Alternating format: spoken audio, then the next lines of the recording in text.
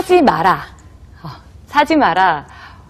쇼핑 호스트로서는 굉장히 안 어울리는 말인 것 같은데. 큰일 나는 멘트죠. 네. 언제 하신 거예요?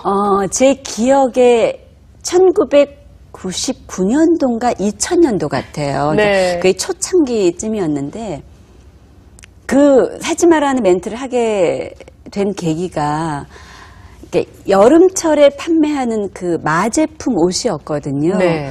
근데 마제품 옷을 대체적으로 이제 구겨지잖아요. 다려서 입어야 100% 마였으니까 구겨지는데 상품 미팅할 때 이제 업체분이 얘기를 하시더라고요.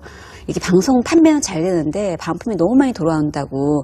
알고 봤더니 이제 그게 요인이었어요. 그래서 저는 방송하면서 잘 구겨진다는 네, 거. 구겨진다는 가치가. 근데 구겨진다는 얘기를 안 하고 시원하다고만 얘기를 하니까 네. 시청자분들은 잠시 잊는 거죠. 많은 구겨지는 거 잊고 시원한 것만 생각하고 주문했는데 당연히 구겨지는 게 귀찮으니까 반품하시잖아요. 그래서 방송하면서 이 마 재킷은 100% 마이기 때문에 그냥 만지는 순간부터 입는 순간부터 구김이 갑니다. 하지만 굉장히 시원한데 다려 입어야 되는데 다림질이 싫으시면 사지 마세요 그랬어요. 그랬는데 그러니까 매출이 좋았어요. 근데 그 방송을 사장님이 보신 거예요. 네. 그래서 방송 끝나고 나오는데 비서실에서 올라오라고 사장님이 부르신다고 그래서 네. 사장님이 불려갔어요. 그래서 사장님이 방송을 봤는데 네네. 옷을 판매하는데 사지 말라는 멘트를 한 것 같다.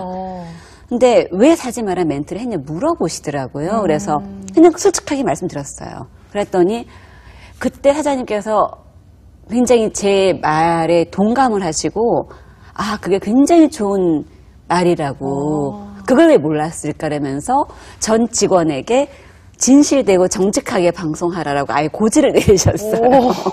그래서 뭐 사지 마라 멘트를 이제 저보고도 너무 대놓고 사지 마라 멘트는 하지 말고 조금 더 이제 개발을 해봐라 그러시더라고요. 그리고 전사적으로는 상품에 대해서 더 진실되고 정확하게 멘트를 하라라고 이제 이렇게 공문을 이렇게 날리시는. 네.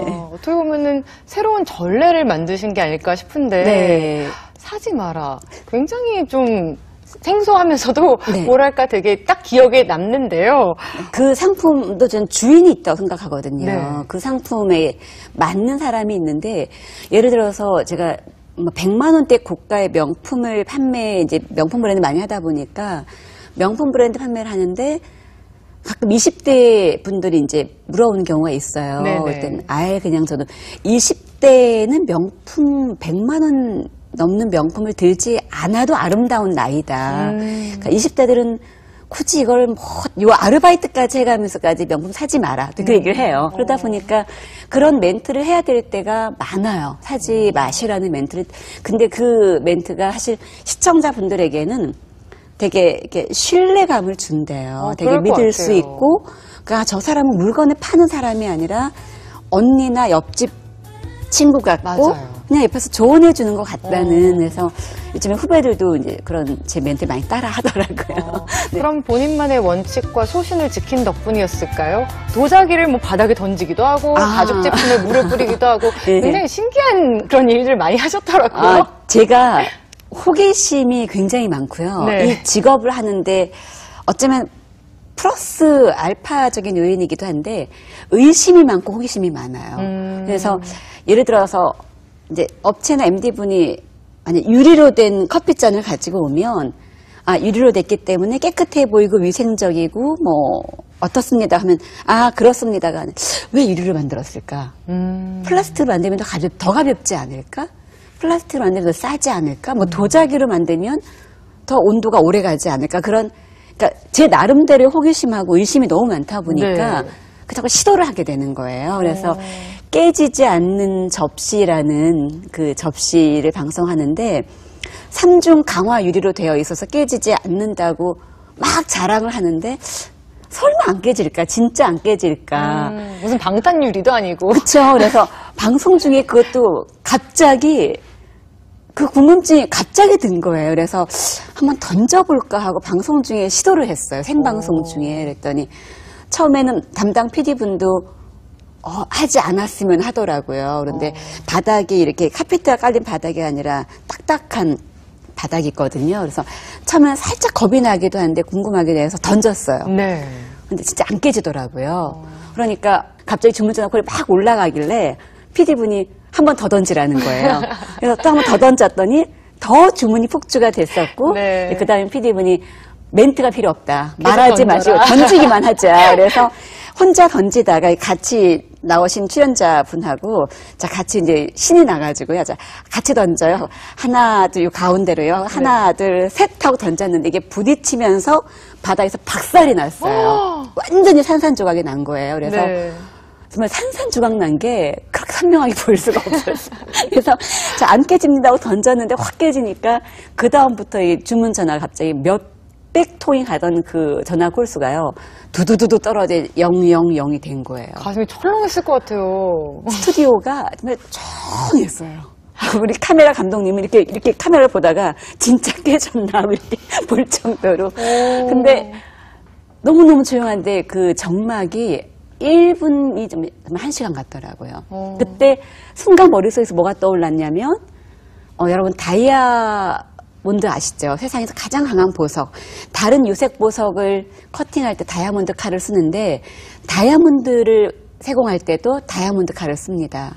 강한 것과 강한 것이 만나면 깨집니다. 이 접시가 워낙 강한 그 유리를 만들어지다 보니까 같이 부딪히니까 깨지네요라고 멘트를 했었고 이제 그래서 관리하실 때 조심하라는 멘트를 하면서 이제 멘트를 끊었는데 주문 전화가 다시 살아난 거예요. 우와. 살아나고 그날 준비했던 2,000 세트가 다 판매됐어요.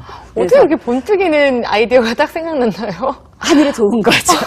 아마 그때 그걸 수습하지 못했으면 그때가 아마 제가 쇼핑호스트를 아마 마지막으로 끝낸 날이 아니었을까. 지금의 유난희 씨가 없을 수도 있어요. 네, 그래서 위기가 기회라는 말을 저는 실감을 했어요. 네, 그래서 그때로 이제 오히려 더 이제 번뜩이는 뭐 센스 이래가지고 더 인정을 받았던. 네. 굉장히 재미있는 에피소드들이 참 많은데 네. 20년 가까이 이렇게 쇼핑 호스트로서 생활을 해오면서 홈쇼핑에 대한 사람들의 인식 변화는 어떻게 좀 체감하세요?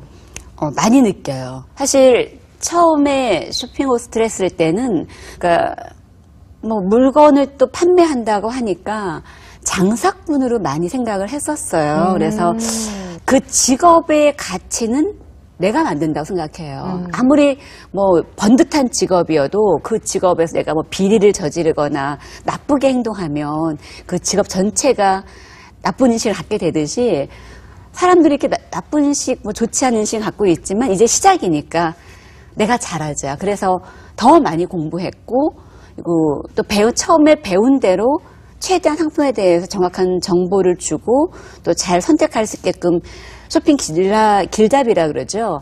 그렇게 해서 또 진실되게 방송하고 또 방송인으로서의 또 어떤 그런 자세 그것도 잃지 말아야 되겠다고 생각하니까 내가 어떤 사람들에게 어떤 직업을 내가 하고 있는 직업을 하고 싶다는 어떤 롤모델이 되는 거니까 네. 정말 잘 그리고 정확하게 진실되게 바르게 해야 되겠다라는 책임감을 갖고 있어요. 그리고 그러면 내 직업의 가치가 단순히 물건을 파는 장사꾼이라는 이미지가 아니라 저 직업을 통해서 사람들이 참 자기의 꿈을 만들 수 있는 그런 직업을 내가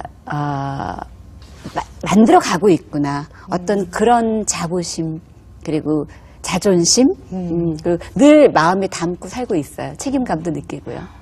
말씀 쭉 듣다 보니까 네. 기본을 지키는 것, 어떤 눈앞의 결과만 쫓는 것이 아니라 항상 정도를 지키는 것. 그게 바로 20년 가까운 오랜 세월 즐기면서 일할 수 있었던 비결 중에 비결이 아니었을까 싶습니다. 네, 다음의 성공 비결 바로 만나보겠습니다.